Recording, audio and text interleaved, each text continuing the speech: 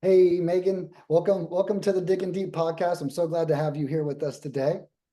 What's up, Nick? I'm so excited to be here. Who knows what direction we're going to go in? When Nick is leading the way, who knows where we'll go? It's There's amazing. not I a love path. it. There is not a There path. is no path.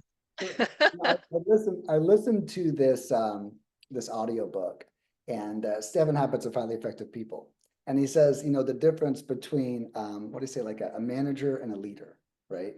And he says, I don't even know if I do, but what was he says the the manager. Oh, no, I got it. My apologies. The difference is between a producer and a leader, right? A producer just sits there and just swings at the branches and he's like, I'm cutting through the jungle. We're going somewhere. I've got it all figured out, right? And then the leader is actually the one climbing a tree and be like, hey, we're going in the wrong direction, right? Yeah. It's kind of the difference between the two. I am trapped in between both of those. Very. Okay. Yeah, so I like both of them. But anyways, Megan, I know you do a lot of cool stuff. I think we met through the Family Mastermind, if I'm not Yeah. mistaken. And hmm we had a very similar background. And so I'd love for you to tell me a little about, maybe like, what your background was, what your passion is, and why your business is so aligned with who you are. Yeah. I mean, my background, I always tell people I've been in um some element of education my entire career. So from the time that I graduated college, which I didn't go to school to be a teacher. I actually went back to school and got a master's degree in education, but I started out as a high school teacher. I was a tennis coach. I was a swimming coach. I was the football athletic trainer. I just always have really loved pouring into people and passing along my knowledge and my wisdom and helping people grow and helping people get what they want. And, I never set out to be a teacher, but when I found that profession, I've never left it. It just doesn't look the same today as it did when I was working in a public high school. So I started out as a teacher in the classroom. I also taught online for North Carolina virtual public schools. Almost every state has like a massive virtual public school.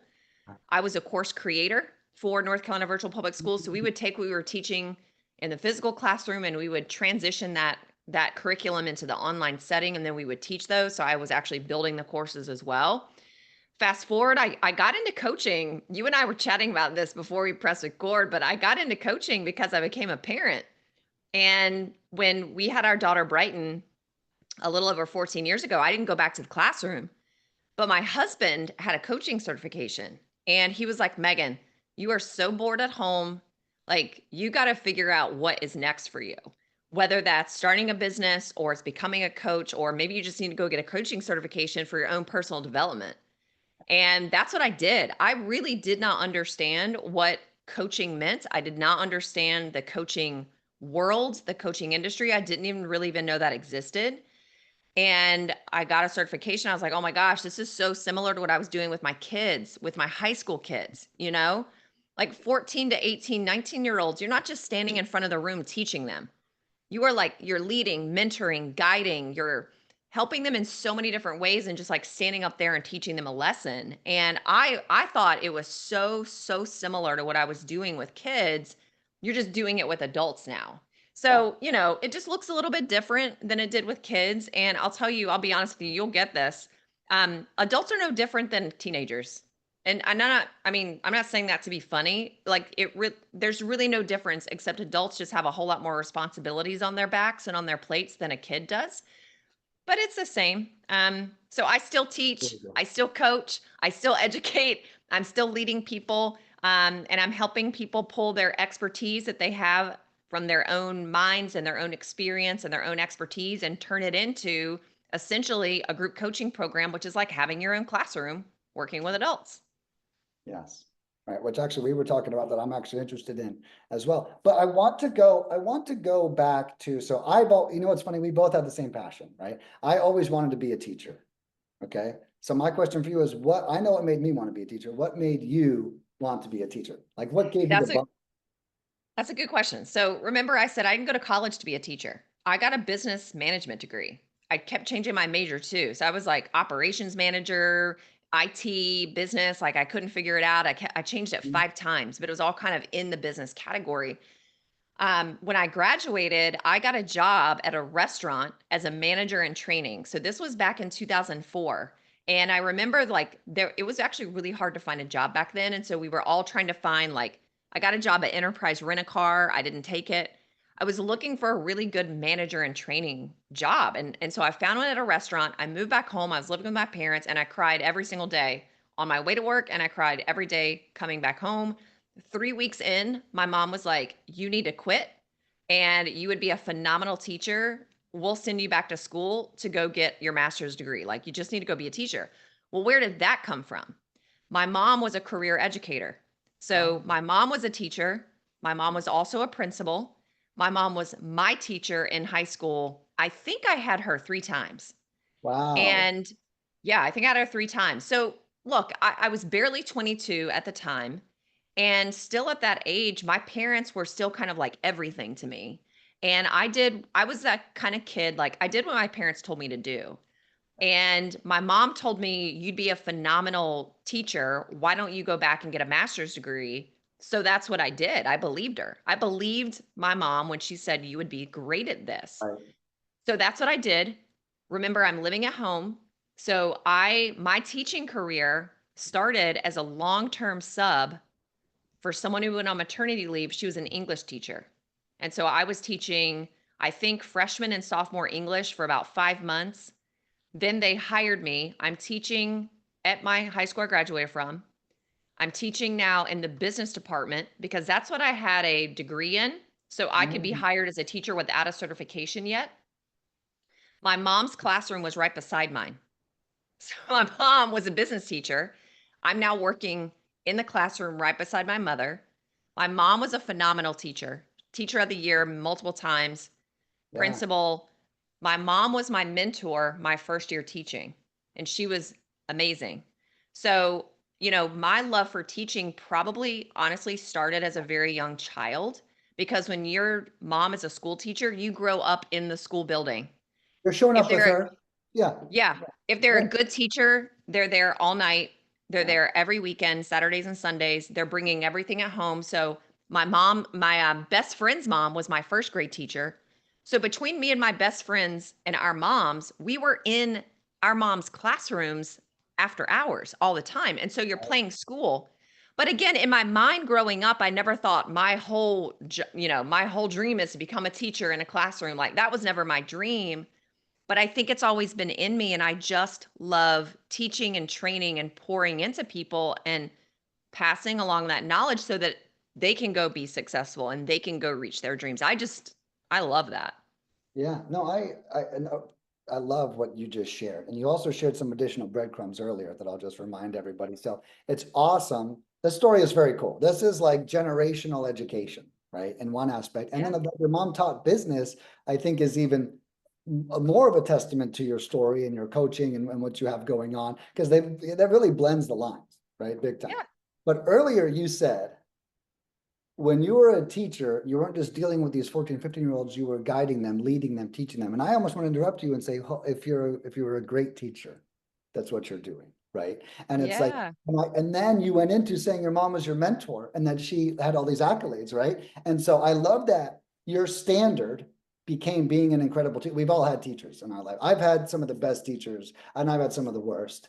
And they're both fun.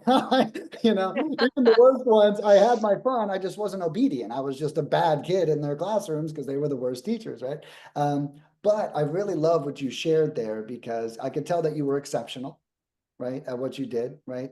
An exceptional person takes time with the 14, 15-year-old and does that stuff. An exceptional person shows up early, stays late. I remember when I was a student, I spoke to, with the bell starts at 9 for me, so I think they get there at 8:50, right? And you already know that's not true, right? Yeah. But I don't show up in the classroom at 8 a.m. and see them working the whole time. I don't see that. So in my world, they don't do that. And then I talked to one of my teachers like, dude, I'm showing up at 6 a.m. I'm grading your papers.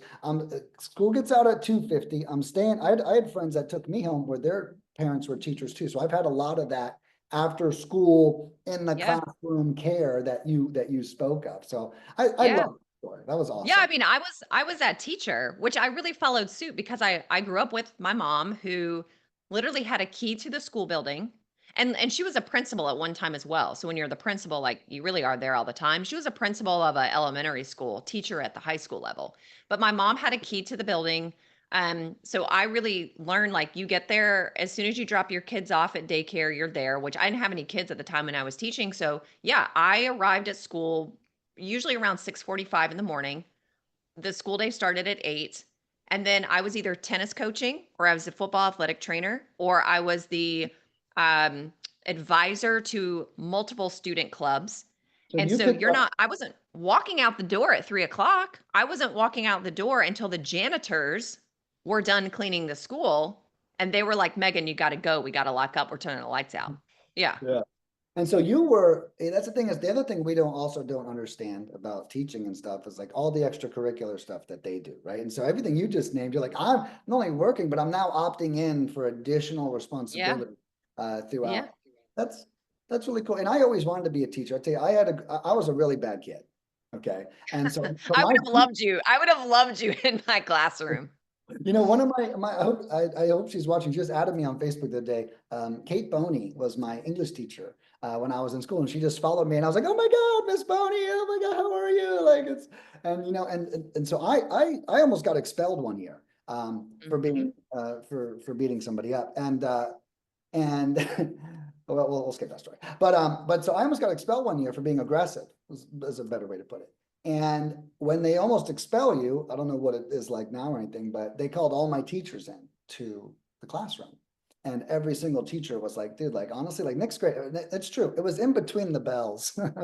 I used Yeah. to the ding to the ding is when I really wasn't a good kid. But once I was in the class, I may have blurted, I may have yelled, but they said I was always on topic. And Yeah. Nick's going to yell out some Benjamin Franklin bullshit, right? But at least it's about Benjamin Franklin himself. And they saved me. If I would have ended up at a bad school, I would have started a spiral 100%. Mhm. I was Yeah. already a bad kid in a good school. Imagine how bad I am in a bad school. And I really gave them a lot of credit for putting up with me, guiding me, teaching me a lot of things you spoke of. And that's really what sparked. Before I finished high school, I was like, I want to be a teacher. Yeah. Was one of my things. And I think it's awesome that you also had restaurant experience too. Oh, only okay. When I was in college, I worked at a resort on the beach because I went to school by the beach. And but I was a hostess. So I went I was in like waiting tables. And then when I graduated college, I got a manager and training position at a restaurant called Jason's Deli. Do you know Okay, Jason's Deli? I've heard of it. Okay. You're making sandwiches and salads and like spuds and stuff. But they do have a really, really good manager and training program, and that's what I was looking for because I thought I wanted to manage something in hospitality because I had worked at gyms and I had worked at restaurants when I was in college. But I only lasted 3 weeks. So don't ask me anything about working in a restaurant. Oh, sure. Sure. And I think, my experience, I did it for 13 years. I And know so, you did. Yeah. and, and so I think it's interesting how the teacher, because I'll tell you, I was a teacher there too, but that's like middle road people. That's like the bad kid teacher, right? That's like now I'm in the bad school, but managing a restaurant. I'm working too much. I'm helping getting people off cigarettes and hey, hey, Yeah. you can't come into work drunk anymore. Like those Yeah, are, look, I remember when I worked at the hotel in college, the food and beverage director. So there was a food and beverage director, and then there was the restaurant manager. And so, I was really close with both of them. And I remember the food and beverage director, that was a guy. The restaurant manager was a woman. And the guy, I think he had 2 kids, and somewhere in there, he was getting a divorce. And I remember he said to me, I think it was my senior year, and I was trying to figure out what I wanted to do. And I did think I wanted to go in hospitality management when I graduated college. I thought I wanted to work in resorts because I loved working in a hotel. I really did enjoy it. never And done he that. looked at me one day and he said, Megan, if you ever want to get married and have a family and be a mom, do not do this. You will get a divorce. You will never be home. You are working 80 to 100 hours a week. Like he's like, do not go into this profession. And what he said to me is actually the reason why I didn't go into and really pursue hospitality management and working in hotels. Yeah. Yeah. I took a hour-long Uber home recently, right before this podcast. And I was just telling the guy I spent 13 years doing that. And at the end of it, I was so mad at myself Like, how could I have been working 60, 70 hours a week for 13 years? How could I be so stupid as to not leave sooner? Right. And then when I became an entrepreneur, every problem that started coming up, I like knew the answer to, because I did this. Because one thing I didn't realize about restaurants when I entered corporate is that there's no HR in restaurants, there's no marketing, there's no sales, there's no maintenance company, there's no COO. I am all of that. So I didn't even know that I was like I'm ultra executive. That's really what you are. And after 13 years, although I hated myself and my salary never exceeded $67,000 after 13 years. And I like you were the teacher that you described, I was the top tier manager, right? And that's how we get out. The bottom tier teacher doesn't freaking hit it big, right? The bottom tier Yeah. manager doesn't become a millionaire entrepreneur, right? That's not what happens. It's the top tier that go, hey, I'm a little better than this. It's time for me to step out and make a bet on myself. And like I said, those issues kept coming up. And then I hated myself for the first 3 years after I left my career. And because I felt so stupid. And then like as the problems kept coming up, I started like, oh, oh man, am I so glad I stayed 13 years, like in knowing the answers to those problems. And we could segue that into a great question for you. It's like everything you've done, right? I mean, has really prepared you. And that's why I love your origins. We just got a great origin story. I feel like, it's like Batman coming up and has kind of prepared you for what you do now. So I'd love to learn a little bit about that, how you've like overlaid your past and now created something amazing.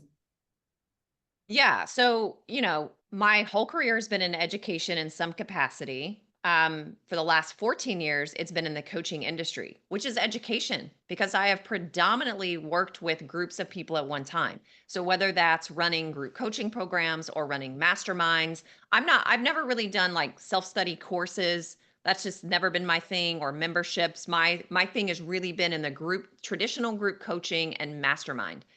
And, if we look at traditional group coaching, it's a very curriculum based type of program that you're running, because your students, who are your adult clients, they're getting results because you've got a methodology, you have a step-by-step framework that they can follow, and usually that is being distributed to them in the format of a curriculum, like videos, training, little teaching, short little chunks of teaching, and you're telling them exactly what to go do. It's not just information. So we're not just teaching them the what, you're actually telling them, hey, go do this. This is how you do it.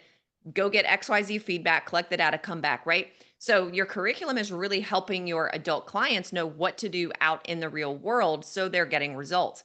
I'd say one of the biggest problems. Now, that being said, I've also consulted very large scale group coaching and mastermind companies, education companies, for the past 3 years, ranging from like $1 million a year annual revenue all the way up to 45 million annual revenue.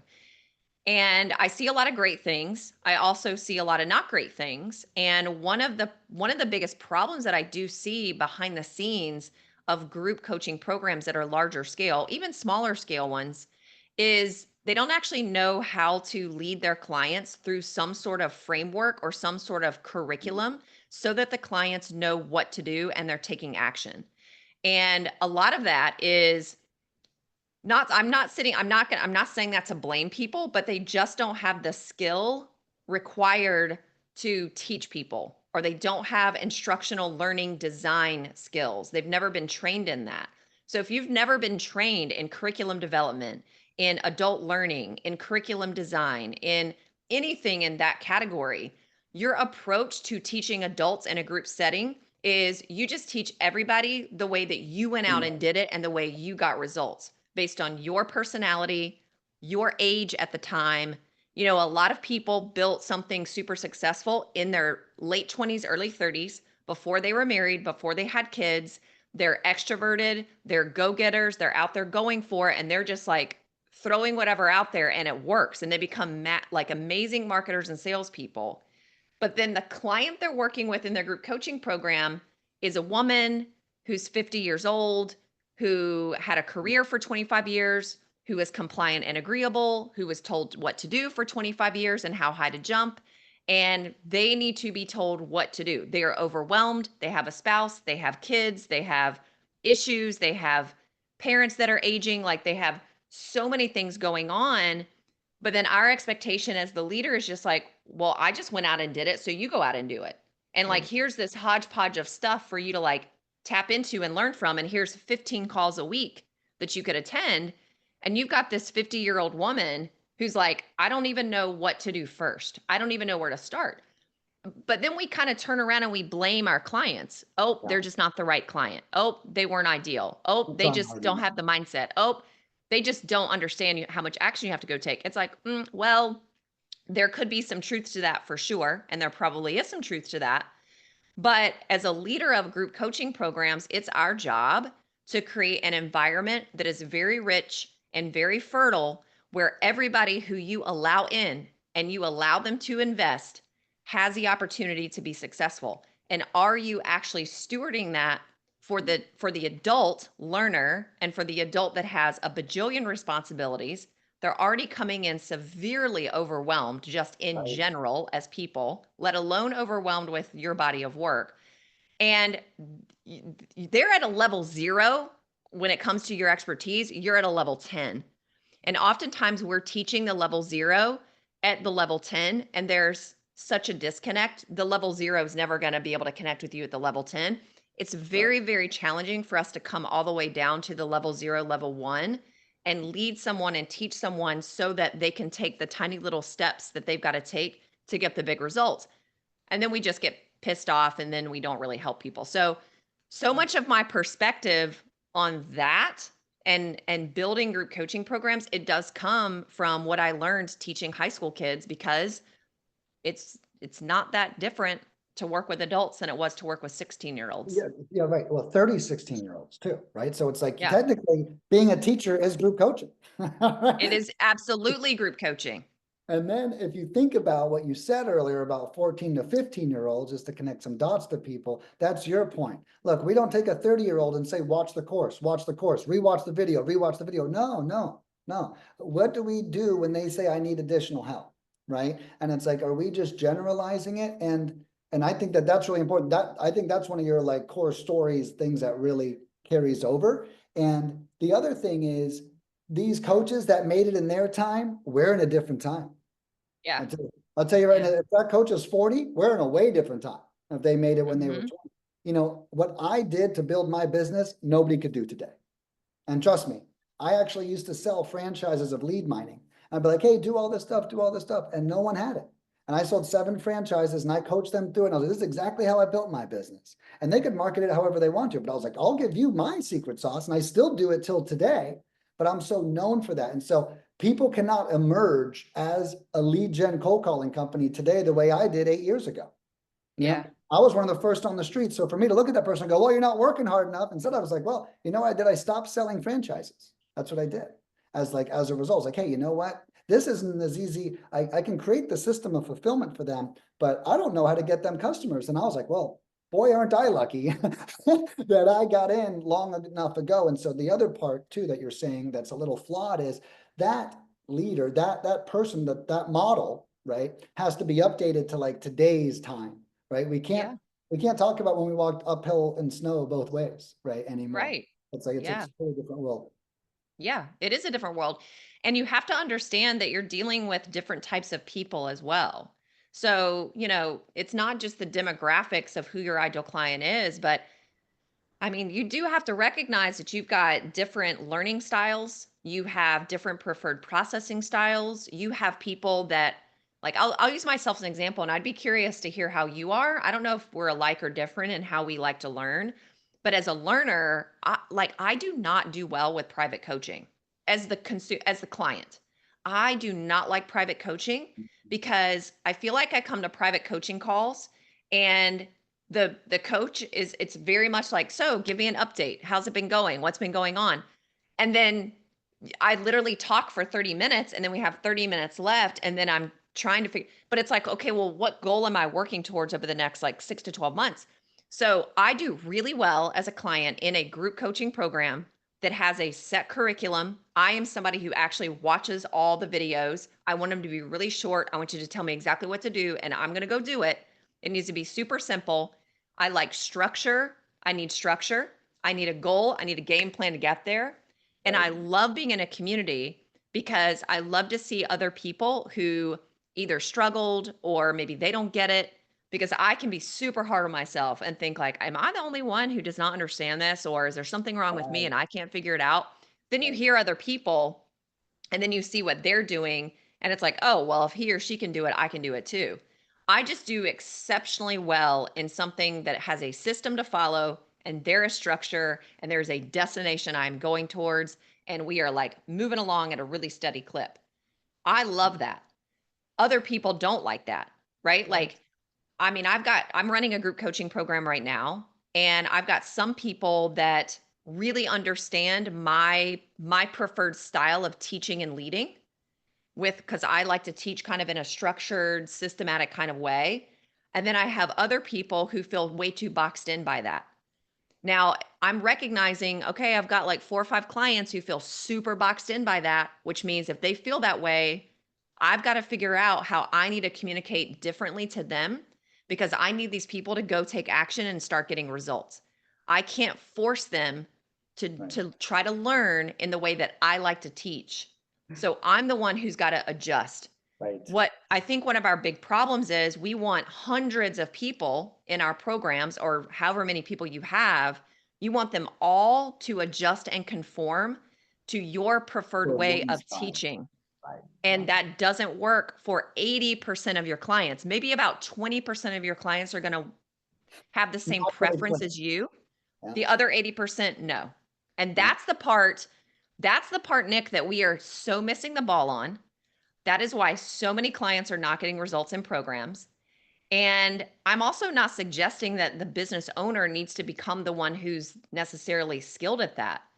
right. But there is an expense associated with hiring the right people to be client success, client support, whatever you want to call it, not customer support. They're not just putting out fires, but somebody who has that kind of expertise that could really steward your clients on your behalf and on your company's behalf. And a lot of leaders don't like to spend the money. I'm going to be honest, because I hear it a lot. They do not want to spend the money to have those people on their team because it's all going to marketing and sales. And then we're forgetting about the people who Fulfillment. are actually going to help us become profitable, which are our clients who stay with us longer. Right. No, and I love what you said. And you know what's funny? My favorite part, I tell my team all the time, we learned to figure it out with this one customer. We now have that one customer down every time. So for me, and we talked about this a little bit before we started, when you do something once, the first time you do it, you learn it, then you can now duplicate that over again. So when you figure out the other learning style, you're not like pivoting and making hard stops. Like, great, now, wow, we just created curriculum for this person. And then when they Mhm. come in, they're going to be more served by that. Oh, wow, we actually found a way for the grumpy action taker too. So give the grumpy action taker to Bill. He's a grumpy action taker too. And then we'll set them up. And that's actually my fun part. Just waking up and swinging a hammer at a nail every fucking day. I mean, that's not even fun. Like, and Yeah. I'm in business to have fun. Like, I love troubleshooting. I love solving issues. And I used to say this all the time when I ran restaurants. When we figure out how to win this type of a customer over, we're going to figure out how to win the next 50 of this exact type that's coming in. And restaurants serve 1,000 people a day, 500 people a day. So I'm going to see 8 of these people today. So Yeah. I need to know when they complain about this or they say it like that, how I can serve them.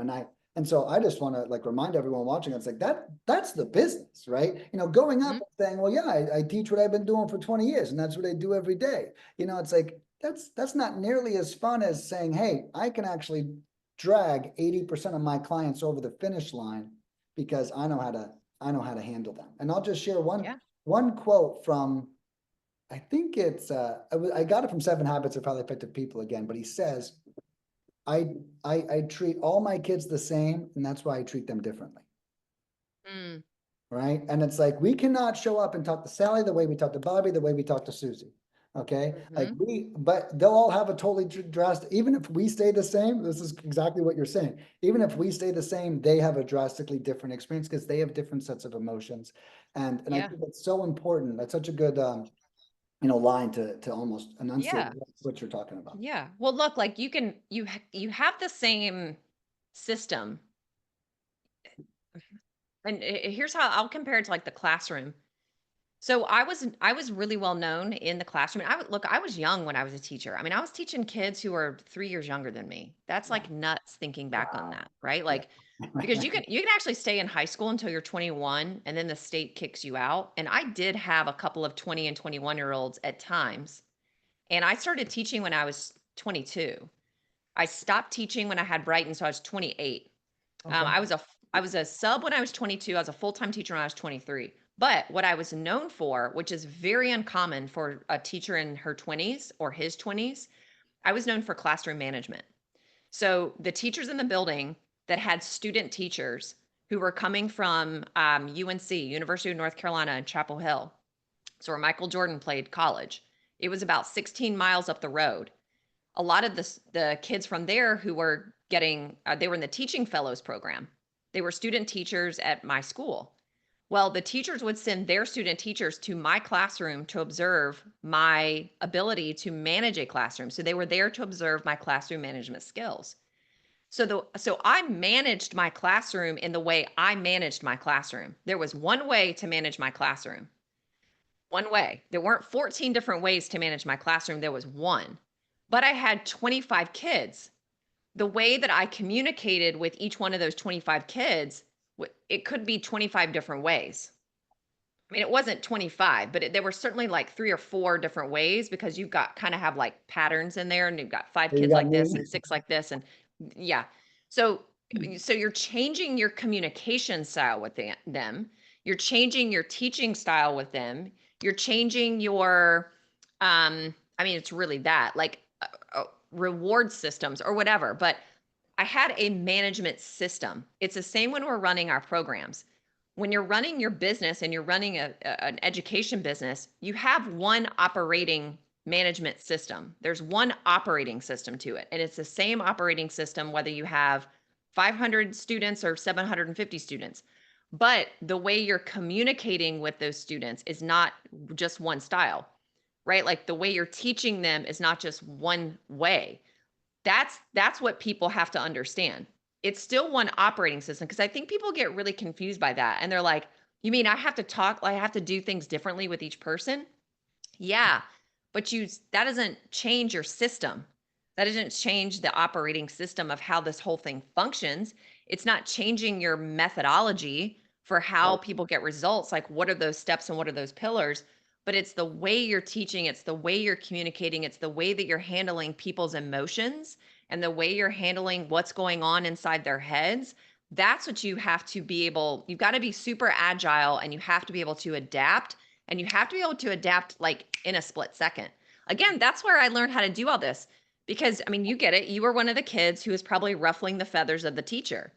Yeah. You had to figure out within a millisecond as a teacher how to pivot, what to say, what to do with this kid because you've got this kid acting out over here and you've got this and you got this and this kid's sleeping and this kid's throwing you've got to be able to Yeah. manage all of that at once, Yeah. right? It's no different when you have adults. You've got to figure out how to manage all the different Even adults more in your so. sphere. Yeah, Even more so because that adult just paid you $40,000 to freaking teach them too. And exactly. that kid didn't pay a single fucking dime to sit in that classroom, okay? But it's like that, No, and right? half of them didn't want to be there. Yeah, I remember, I didn't realize till I actually threw my 10-year reunion, even though I think the president was supposed to throw it, but she wasn't taking action, so leave it to the guy who just takes action. And I was like, I just created a Facebook group. I had 200 people in there and I just threw, and I didn't know half the kids in there because none of them ever said a fucking word. I was like, who are you? I went to school with you. Yeah, Yeah, I think I remember you. Of course you remember me. I don't shut the fuck up. yeah, But what we were in school together, so, and to your point, those are all, and I did have the sleeping kid. We did have, the kid who was sleeping because he took too much Xanax, like on the first period. I mean, and I think that's what made me love being a teacher. I mean, and having ADHD myself, I'm like, this is awesome. This kid's passed out. This kid's starting a fight. I never did go to college or get a degree. But similar to you, my restaurant career, I used to call myself a teacher. And now I teach real estate investors how to close more deals, right? And so it's like yeah, I say the same, like we literally, it's so interesting our story arc, because it's so yeah, similar yeah. too. Now I love it. yeah, that is a really cool story. Wow. I really loved this conversation today. I would love for you to share with people, how can everyone find you? If they want to Yeah. follow you, visit your website, get your Facebook ads and start chasing them around, what website would they Yeah. go to? Come chase me around.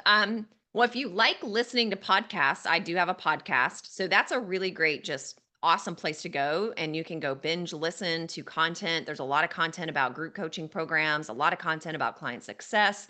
I also interview a lot of other people who have group coaching programs and memberships and masterminds about their success. So the name of my podcast is Built to Last with Megan Huber.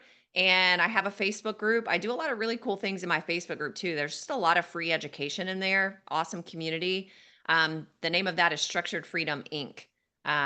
So that's another just great place to go. I'm on Facebook a lot, so I'm really easy to find on Facebook. I love that. I'm actually going to sign up for that Facebook group now. I don't think I'm in there yet. Yeah, To, cool. so yeah, so I'm all over that. And no, and thank you so much for joining us today. I think it's really cool what you do. And I love that I have this like, feel like you're like, what was the guy from the Knights of the Round Table, right? Like King Arthur, right? Like you're like bred from a child, you've learned all these skills and now you're using them to massively affect. And you know what I love about helping coaches is you're not helping coaches, you're helping the 1,000 people that pay that coach. Oh yeah. Yeah. There's such a ripple effect for sure. That's the part I probably love the most. It's like I'm not just helping him, like or her. Yeah. I'm helping everyone that comes into their program have a better. Yeah. And that's what I used to be in fulfillment. And that was one of my big things. Like I'm not trying to help the CEO. Okay, like I'm trying to help the students because, like you said, he's just focusing on marketing and sales, right? But Yep. I'm trying to. And I was the director of fulfillment, which is exactly the vein that you're in. And I was Mhm. like, these guys need to be, and he'll be happy once I make them happy. But he might not agree with what it takes to make them happy right now because it's not what, it's not what makes him happy. They'll be really happy when their clients are getting awesome results and they stay and they keep paying and they bring more people in. Yeah. Yeah. And And then that's what matters more than anything. It's that right there. And that's what makes your company scalable, sellable, and profitable. It's are your people staying, paying, and bringing more people in? I And love it. you got to do everything we talked about today in order for that to happen. And then you also teach people how to do that. So guys, check out Megan Huber. She's going to hook you up. I'm actually going to sign up for her group coaching education myself. I'm actually going to start a new product here soon that's going to be in that vein. So we were talking about that right beforehand. So please check her out. And as you can tell, she's killer interesting and very easy to talk to. So Megan, thank you so much for being on today. I really appreciate it. Thanks for having me. Yeah, my pleasure. I'll see you.